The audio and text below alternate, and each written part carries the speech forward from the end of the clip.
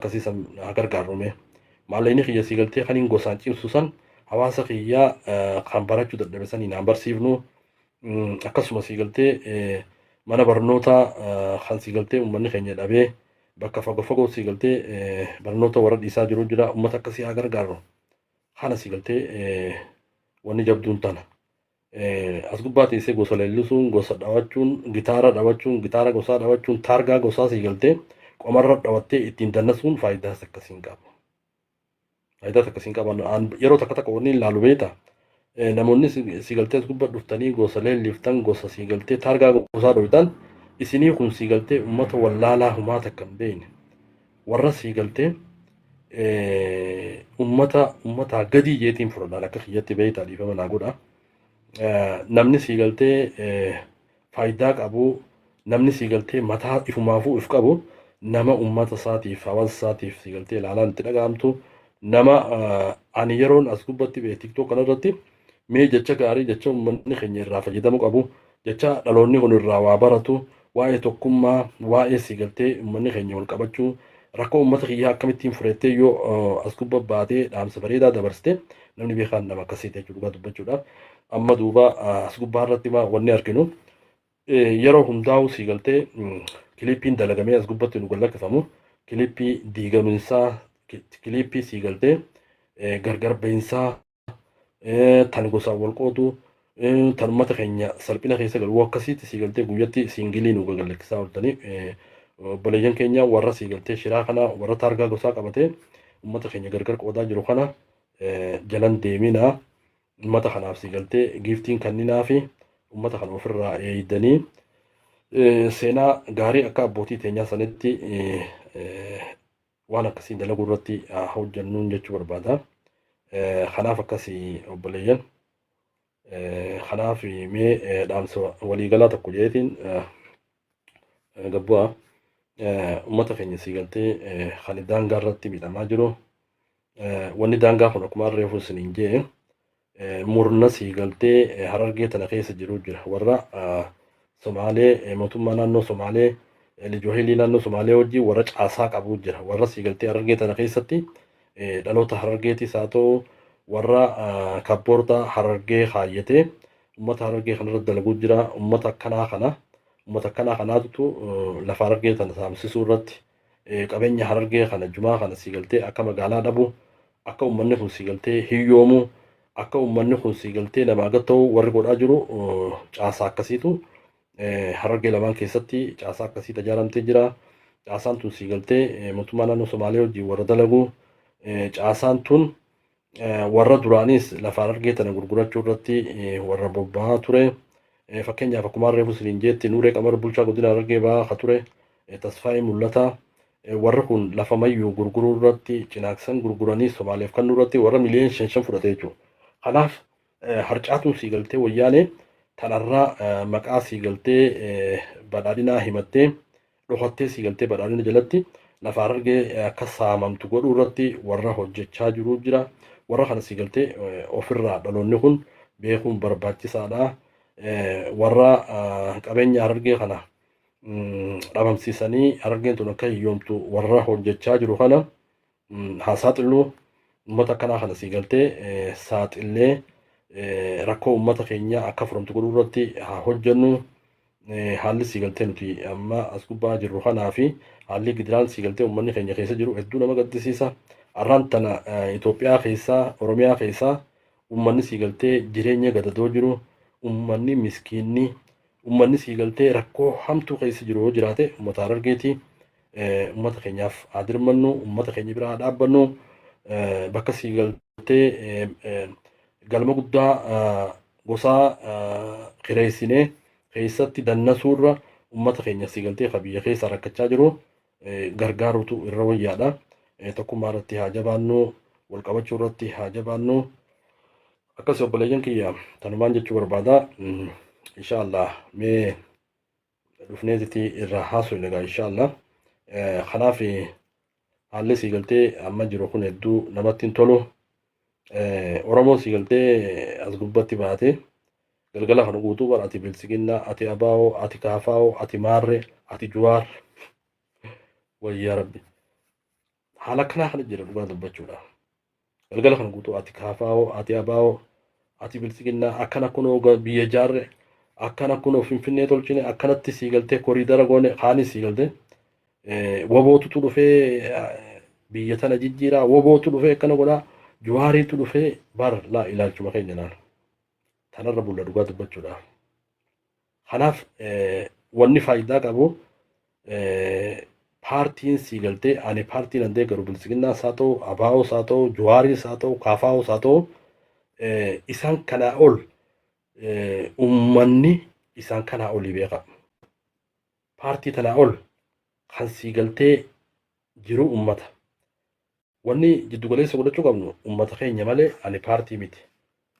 Paartiin xiyya akkanaa paartiin xiyya akkanaa irra guddaan sii galtee paartii lakkaa'u irratti guyyaa kana guutuu paartiin akkana godhee abiyyi akkana godhee shaneen akkana abaa'oon akkana marroon akkana yaaboo sadarkaa kana jirraa beeka. Ummata sii galtee sadarkaa kana jiru. Ummanni keenya maal keessa jira? Hawaasni keenya maal keessa jira? Hawaasni keenya irraan tane Itoophiyaa san keessatti akkamitti jiraachaa jira? Rakkoon hawaasa keenyaa maalii dhiifneeti? Sii galtee biyya arabaa kana hanii daquufnee biyya alaa tanaa eessanii daquufnee jireenya gaarii sii galtee jiraachaa TikTok kanarra dhufnee uummataan qoosne jechuudha. Bakka waan biraa dhabnee bara paartiin xiyya ziqee paartiin xiyya guddoo paartiin xiyya akkanaatiin jirraa beeku nuti. Ammoo akkaataa uummanni keenya itti jiru rabbumaa beeka. Ati ammoo sii galtee uummataan qoosaa jirti. TikTok irra dhuftee uummataan qoostaa beeku obboleessoo. Kanaaf uummataan qoosuu dhiisaa maqaa uummataatiin sii galtee fayyadamtanii hattummaa warri gaggeessaa jirtanis bilis waan san dhiisaa. Har'aan tan uummanni keenya gargaarsa barbaadaa uummanni keenya sii galtee imimmaan irraa haquu barbaadaa. Akkas obboleeyyan inshaallah dhufneeti haasoynaa rabbi jedhe akkasii bazabazaadhaa soynuu waan uummata keenyaa toluu haasoynaa waan keerii haasoynaa irra guddaa beektaa silaama bazabazaatu gubbaa haasoye nama hedduu tokko dhufaa beeka nama hedduu tokko dhufee leencaa ugan darbaa beeka leenca kan darbitan leenca I don't care leencaa fi miti sii galtee namni onni jiraatuuf uummata acha jiraachuu qaba. Namni sii galtee as gubbaa dhuftee hattummaa gaggeessitee gosa faarsitee nama walitti buuftee murna gosaa if duuba hiriirsitee maallaqa argachuun faayidaa akkasii hin qabu. Amma sii galtee murna akkasiitti buute wanni ati jiddugaleessa godhachuu qabdu hawaasa ummanni sii galtee paartii oli ummanni sii galtee badhaadhinaa oli ummanni abaa'oo oli kaafaa'oo oli Jawaarii oli ummanni isaan hundarraa sii galtee mootiin ummata. Mirgi ummata kanaa kabajamuu irratti mirgi ummata kanaa eegamuu irratti haasawi gabbee akkas obboleeyyan paartii sii galtee jiddugalan godhatina paartii jalan deemina yoo paartii jala deemtellee sii galtee paartiin biyya bulchitu haa ta'u hanummaan fedhe haa ta'u sii galtee ummanni keenya fayyadamaa ummata keenya akka taasisan godhuu irratti hojjechuudha sii galtee kana malee kaaportaa sii galtee paartii siyaasaa kaaportaa abaa'oo kaaportaa badhaadhinaa tan Jawaar waan akkasii sii galtee kaaportaa akkasii qabannee jirti yeroo hedduu ilaalcha akkasii sana akka namni nu deeggaree namni gargar qoodamu irratti hojjechuu irratti argamne jechuudha. Bilis waan akkanaa kana keessa baanu ilaalcha akkanaa kana keessa baanu namni sii galtee waan gaarii haa goonu. Waan goorii as gubbatti haa dubbannu ilaalcha sii galtee uummata keenya tokko godhuu irratti haa hojjennu dhugaa dubbachuudhaaf hedduu takka nama dhaga'ama.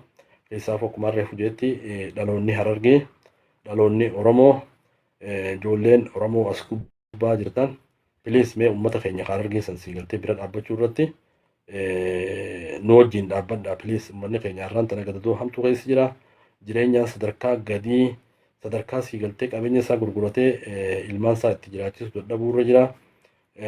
Kanaaf obboleeyyan keenya ijoolleen Oromoo naannoo hundaa obboleeyyan keessan ijoollee Harargee fi uummata Harargee bira akka dhaabbattan waamicha isiniif godhaan akka parsenaalis sii galtee qaama siyaasaatii miti qaama sii galtee deeggaraa bilisiginnaatii miti kaabaa'ootii miti Jawaarii miti ani sii galtee nama akka nama tokkootti rakkoo uummata keenyaa, rakkoo uummata Harargee, rakkoo uummata Oromoorraa nama siigaltee dubbatu jechuudha. Kapoortaa siigaltee siyaasa tokkollee hin deeggaru. Siyaasa duraan deeggarree amma wanni takkallee wanni deeggaru hin jirtu. Rakkoon uummata keenyaa furamuu irratti dalayna inshallah. Kana siigaltee nama hawaasni isaa jireenya gaxaanaa jiru. Kana hawaasni isaa siigaltee akka malee miidhamaa jiru uummata akkasii kanaatu as gubbatti ol ba'ee furan qalloo ati humbanna ati akkana gosti tiyya ziqee gosti biraa sheemoyyoo. Kanaaf siigaltee dhugaa dubbachuudhaaf salphina akkasirra jira. Kanaaf salphina kana jalaa baanee uummata keenya fayyaduu irratti haa hojjennu. Paartiin siigaltee hallayyaa seentu, paartiin hundinuu hallayyaa seentu kan siigaltee kunuunfamee qabamuu qabu hawaasa. Ati obboleessa kiyya, obboleettii tiyya wanni ati jiraachuu qabduuf hawaasni keenya jiraachuu qaba. Hawaasni miidhamuu qabu. Hawaasni siigaltee abaa'oo deeggartaan, shane deeggartaan, bilisiginna deeggartaan hawaasni siigaltee qaama fi faayidaa ofiitti jiraatu kanaa jecha siigaltee hawaasni miidhamuu qabu. Hawaasa keenya bira haa dhaabbannu, hawaasa keenya wajjin haa dhaabbannu kanumaan jechuu barbaada. Awwagaa galatooma warra siigaltee paartii tiyya maanarraa tuuxaa takka siigaltee badhaadhii namaa tuuxaa badhaadhii tuuine takka marroo kiyyamaa tuuxaa abaa'oo tiyyamaa tuuxaa Jawaar maa tuuxaa tokkollee hin tuuine ammoo duuba paartii tana hundarraa'u namni mootii yoo jiraate hawaasa. Hawaasni mootiidha dhugaa dubbachuudhaaf. Kanaaf jiddu galeessi keenya wanni nuti godhuu qabnu jiruu fi jireenya hawaasa keenyaa irratti haa hojjennu. Jiruu fi jireenya hawaasa keenyaa fooyyessuu irratti haa carraa'inu. Kanuma jechuu fi akkas gaabbalayyan inshaallah dhufnee meegaa haasoinaa. Akkas gaaboo ani isin gammachiisuudhaaf warri na dhageeffatanii as keessa waliin turre yeroo dheertuu sa'a takkaa ol as keessa waliin turre fayyaada galatooma jazaakallah. Yeroo hundaa'u siigaltee warra hawaasa isaatiif uummata isaatiif jecha gaarii dubbatee siigaltee tiktok kanallee jijjiiree warra bazabazaa kanallee warra jijjiiru rabbiin waa godhu as gubba siigaltee gosa gammachiifneennee nama gammachiifneennee takkaa siigaltee giiftii harkanneennee waa'ee gosaa hin leellifnu. Waa'ee siigaltee qoqqoodaminsaa gadi hin geessinu. Wanni nuti godhuu qabnu waan gaarii siigaltee hawaasni keenya irraa fayyadamu waan akkasii haa goonu. TikTok kana siigaltee ilaalcha gaariin akka as keessatti uumamu godhuu irratti haa tattaafannuun isin jechuu barbaada. Akkas gaabbalayyan fayyaada galatooma dhugaa dubbachuudhaaf namoota hedduu tokko jira, hayyoota hedduu jira, beektota hedduu jira. Warri siigaltee nu dhageeffachaa jirtaniis an akka parsonaaliitti yaada siigaltee kanani ta'a hawaasa keenyaaf waan akkanaa goonee hawaasa keenya dandamachiisuu dandeenya je'eetumaan siigaltee yaada kannachaa jira malee isinirra beekeetii miti. Isinirra siigaltee waa hubadheetii miti. Garuu waan gaarii hawaasa keenyaa tolu waan siigaltee tokkummaa uummata keenyaatii tolu godhuu irratti je'eetiin sa'a takkaa fi cinaa as gubbaadhaa dubbachaa jira. Kanaaf obboleeyyan warra siigaltee kaappoortaa gosaa uffattanii as gubba baatanii gosa qoqqoodan pilis waan akkasii jalaa ba'a. Rakkoo uummataa siigaltee cinaaksan mayyuu mi'eessoo irratti namni keenya miidhamaa jira. Uummanni keenya rasaasa hadhaamamaa jira. Uummata kana bira dhaabbachuu irratti haa xiyyeeffannu. Uummata kana gargaaruu irratti haa xiyyeeffannu. Warra daangaarra jiru kana warra lafa isaatii jecha miidhamaa jiru kana humneessuu irratti jabeessuu irratti gargaaruu irratti as gubbaadha haa lallabnu. Siigaltee gosaacha lallabina yookaan paartii siigaltee dirgoo irraa fudhattanii jecha lallabina dhugaa dubbachuudhaaf. Paartiin siigaltee hallayyaa dheetu paartummaan feetee hallayyaa siigaltee. Paartiin tunuu siigaltee paartiin ati deeggartu umurnee ati deeggartu kun yoo hawaasni kun hin jiraanne maal deeggarta? Bineensa deeggarta? Paartiitu bineensi wanta sii ta'a hin jiru jechuudha dubbachuudha.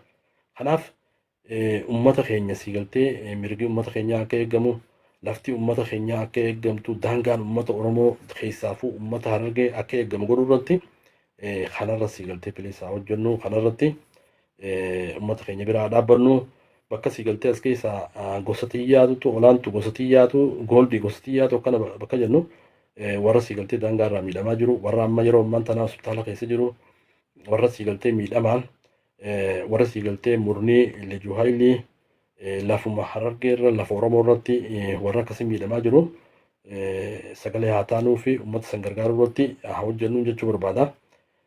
Obboleeyyan akkasitti wallaahi haa jabaannu. Uummanni keenya miidhamaa jira. Uummanni keenya salphachaa jira. Akkuma reefu jedhetti warri siigaltee afran qalloo warri siigaltee humbannaa warri siigaltee ituu murawwaa kun hundinuu siigaltee obboleeyyan jaarmiyaa idil addunyaa Harargee ijaarrachuun barbaachisaadha. Jaarmiyaan kun siigaltee humna walii ta'ee dhaloonni Harargee kun idil addunyaa jiran rakkoo uummata keenyaa rakkoo daangaa rakkoo siigaltee hawaasa Harargee irra gaggeeffamu humna takkaan siigaltee qabsaa'uu irratti humna takkaan rakkoo san furuu irratti jaarmiyaa akkasii dhaabbachuun barbaachisaadha. Amma siigaltee wanni harkaa jirru namuu qabuma qofa fiigaa afran qalloon siigaltee biyya alaa tanatti jaarmiyaa dhaabbatee jaarmiyaa siigaltee mataasaa guyyaa ayyaana fa'aa kabajuudhaaf fiigaa akkasuma murawwaa yookaan ituunis akkasii humbannaas akkasii miidiyaa kanarraa parsinaalii siigaltee jaarmiyaa akkanaa leellisuu irratti bobba'aa jira. Piliis kunis gaariidha. Garuu humna takkaan siigaltee afran qalloo ituu humbanna humna takkaan jaaramtanii akkuma siigaltee uummanni shanan gibeetii fi ilmaan tuulama yeroo rakkoon naannawa isaaniirra dhufte mootummatti dhaqaniiti rakkoo akkanaatu dhufee jira. Uummata keenyarraa rakkoo akkasii haasaa jedhanii siigaltee jaarmiinni akkasitti shoora akkasii taphachaa jira. Kanaaf dhugaa dubbachuudhaaf amma warri afran qalloo ifiin jiru kan biyya keessa jiru kan siigaltee murawwaa biyya keessa jiru kan humbannaa biyya keessa jiru maal godhaa jiran isaan parsinaalii kan akka kiyyatti jibba babal'isaa jiran na fakkaata hundi isaanii yoo jibbaan babal'ifne rakkoon gisee daangaarra bakka takka dhufte silaa humna takkaan walitti dhufanii rakkoo san furuu danda'an mootummatti himachuu danda'anii jechuudha. Kanaaf faffaca'uun siigaltee hedduu nama miite hedduu siigaltee Harargee miitee jirti. Faffaca'uun kun gaarii miti.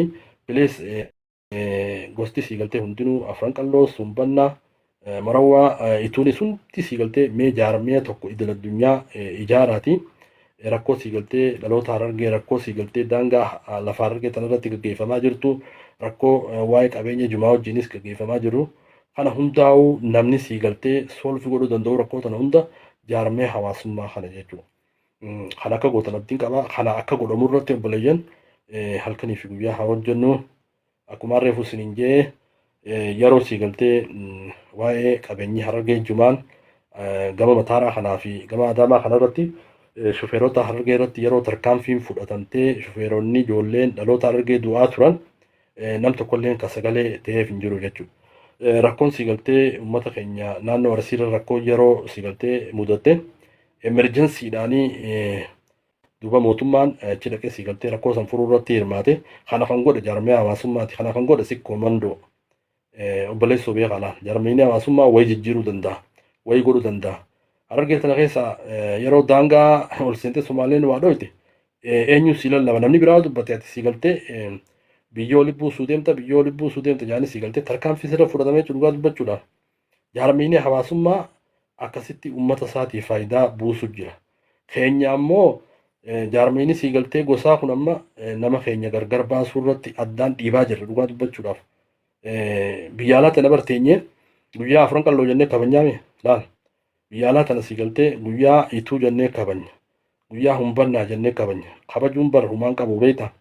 Kanaaf humni siigaltee akkana faffaca'ee biyya alaa tana keessa jirtu jaarmee idil addunyaa ilmaan Harargee jennee takka siigaltee yoo akkasii jaarmee akkasii tokkummaa ijaarranne yeroo hundaa'u siigaltee uummanni keenya biyya keessaa miidhamu jechuudha.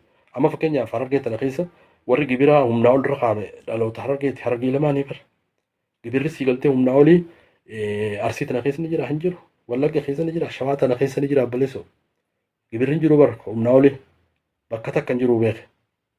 Kanaaf wanni rakkoon amma gibiraa humnaa olii milishaan nama tumuu namni siigaltee akka malee miidhamu tana Harargee tana keessa jira dhugaa dubbachuudhaaf. Godina Arsii kana keessa hin jiru bara.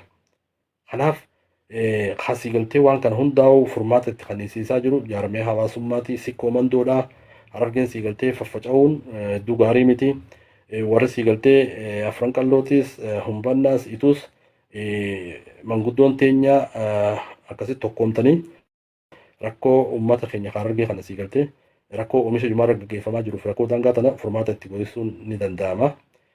Kanaaf obboleeyyan wanni nu baasaa tokkummaadha. Dhugaa dubbachuudhaaf faffaca'uun harargee uummata keenya miite nu miite kanaaf sii galtee akkasitti jabaannee tokkummaa teenya haa jabeeffannu jechuu barbaada. Akkasii obboleeyyan sa'a lama ni ta'a eegas gubbaa dhufne akkasiimee ijoolleen teenya dhaloonni harargee kun mee as gubbatti yeroo baatanillee waan gaarii takka walii haa dhaabnu waan gaarii takka walii haa dabarsinu dhugaa dubbachuudhaaf yeroo sii galtee as gubbaa baane hammeenya dubbannu uummata keenya miidhamaa sana yaadannu. Arraan tan akkuma reefu jedhetti uummanni jireenyaan gaxaanaa uummanni sii galtee gadadoo keessa jiru uummata harargeetii beeka. Nama 3 fi 4 hin hisaabina. Nama irra guddaa namni keenya maal jaanii beektaa? Finfinnee tana keessa harargeen bakka gurguddoo qabdi. Harargeen sii galtee abbaa qabeenyaati haa taatu sanis gaariidha. Garuu akkaataa uummanni keenya keessa jiru obboleessoo sirriitti hubadhame. Abbootiin qabeenyaa haa uumamtu abbootiin qabeenyaa 3 4 sanaa uumamtu uumamte sii galtee. Kanaaf parsantaadhaan parsanta 98 ol uummanni harargee irraan tana hiyyeessa jechuudha. Uummata sii galtee jireenya gadadoo keessa jiru uummata miidhamaa jechuudha. Kanaaf uummata miidhamaa kana bira dhaabbannu akkaataa nuti itti dhaabbachuu dandeenyu tokkummaadhaan wal qabachuudhaan wal bira dhaabbachuudhaan uummata keenya yoo gargaarree uummata keenya bira dhaabbanne uummata harargee dandamachiisuu dandeenya. Lafa harargee kan sii galtee shiftaadhaan qabatamuudhaaf halkanii guyyaa uummata irratti ajjeesaa jiran uummata keenya bira dhaabbanne najaa bahuu dandeenya. Akkasii obboleeyyan keenya galatoomaa fayyaadaa akkasii gaafa obboleessoo inshaallah dhufnee irraa haasofna. Akkasii yoo rabbi jedhe paartii gammachiisuudhaaf takka gosa gammachiisuudhaaf nama gammachiisuudhaaf as gubbaa dhufnee haasawa namni fedhu haasofnu. Haasawni nuti haasofnu haasawa sabaa haasawa uummataaf faayidaa qabu haasawa maatii xiyyaa faayidaa qabu haasawa uummata xiyyaa faayidaa qabu haasawa tokkummaadha haasawa sii galtee namni keenya waliin dhaabbachuu haasawa namni keenya sii galtee walitti qindoomee faayidaa hawaasni keenya akka harkatu godhuu irratti haasawa akkasii haasofne. Haasawa sii galtee maarree sii galtee bara namni keenya kun ka'ee fiifuu sii galtee bara biyya namaa tana keessa taa'ee gammoojjii Suudi Arabiyaa tana keessa taa'ee jireenya hamaa san jiru achi taa'ee gosa arrabsa achi taa'ee gosa qooda achi taa'ee waan hin taane godha. Bilis waan kana keessa haa baanu gochaa hamaa kana keessa haa dhaabbannu. Galatoomaa fayyaadaa inshaallah bal'inaa wal harku teenya akkasii obboleeyyan kiyya jajjabaadhaa. Uummata keenya bira dhaabbachuu irratti uummata keenya tumsuu irratti maatii teenya yaadachuu irratti daleenu irra guddaa sii galtee yeroo nuti onlaayinii kana baane lafa dhiinnu yeroo sii galtee qoqqoodaminsa labsinu ayyoon ta'e obboleessa kiyya abbaan kee jireenya keessa jiru bilis hubachuu qabda. Uummanni jireenya hamaa jireenya sii galtee gadadoo jireenya akkasii keessa jira. Rakkoo hawaasa keenyaa furuu irratti haa xiyyeeffannu. Rakkoo paartii furuu irratti halkanii guyyaa hojjechaa jirtaa beekte kun sirrii miti. Ayyoo fi abbaa kee osoo quba hin qabne paartii quba qabda. Qaanyiidha kunboo. Kan sii galtee bar osoo haadha abbaan gargaarre aboo har'a paartii takkaatutu har'a hoteela maarree irratti sii galtee marii qaba. Jettee sii galtee dooraa lakumaa fi 2,000 geessitee paartiidhaaf kan dhiitaa beekte. Garuu sii galtee kun salphinaa beekte. Namni sii galtee maatuma isaatu faamiluma isaatu nama isaatu quba qabaatume kana sii galtee gootummaan kana sii galtee namni hayyuun nama sii galtee hawaasa quba qabu nama sii galtee jiruuf jireenya hawaasa quba qabu goota. Osoo kana quba hin qabne sii galtee hoteela paartiidhaaf kireessita hoteela gosaa kireessita hoteela sii galtee baza akka keetiitiif kireessita kun sii galtee gaarii miti. Akkasii obboleeyyan nagaan jiraadhaa inshaallah. Walitti dhufnee jettee haasofne wanni haasofne inshaallah wanni nuti haasofnu waan gaarii waan uummata keenya sana haasofnaa. Galatoomaa fayyaadaa nagaan jiraadha inshaallah wal harkina akkasii. Galatoomaa rabbi isin waliin haa jiraatu warra khayrii hojjetu warra khayrii dubbatu warra waan gaarii hawaasa kana idduutti labsu warra siigaltee qoqqoodaminsa gadi hin geessine warra waan gaarii gaggeessu rabbii nu haa godhu. Warra dhaloonni argee kun beektaa mee seenuma abbootii teenyaatu haa hubannu. Abbootiin teenya warra siigaltee Oromoodhaaf fakkeenya tahaa turan warra tokkummaa namni irraa barachaa ture hawaasa akkasii saniitutu abbootii akkasiirraa dhalannee irraan tana warra siigaltee waa hundaanuu gaxaanoo warra tokkummaa ofii diigaa jiru tahaa jirra. Kana keessa haa baanu akka Oromootti siigaltee haa jajjabaannu walaa qabannu waan gaarii takka haa goonu jechuu barbaada. Warri siigaltee nu waliin turtan warri siigaltee carraallee isiniif hin kennin. Inshaallah anillee akkanattiin siigaltee sa'a akkana tura jedhee yaanne inshaallah guyyaa biraa akkasitti waliin haasoyna. Dhiifama naa godhaa yoonni siigaltee carraa kaniin isiniin kennin ta'es naaf kolchaa ijarraa na hambisa. Namoonni siigaltee yeroo dheertuudhaan waliin turres akkasii obboleeyyan kiyya dhiifama naa godhaa nu hordofuu keessaniif gurra naa liqeessuu keessaniif galatoomaa fayyaadaa. Ummata keenya rabbiin haa gargaaru. Warra daangaarraa siigaltee lafa Oromoo lafa teenya tiisuu sanirratti warra wareegamaa warra siigaltee miidhamaa jiru bira haa dhaabbannu rabbiin haa gargaaru. Galatoomaa fayyaadaa nagayaan jiraadha galatoomaa.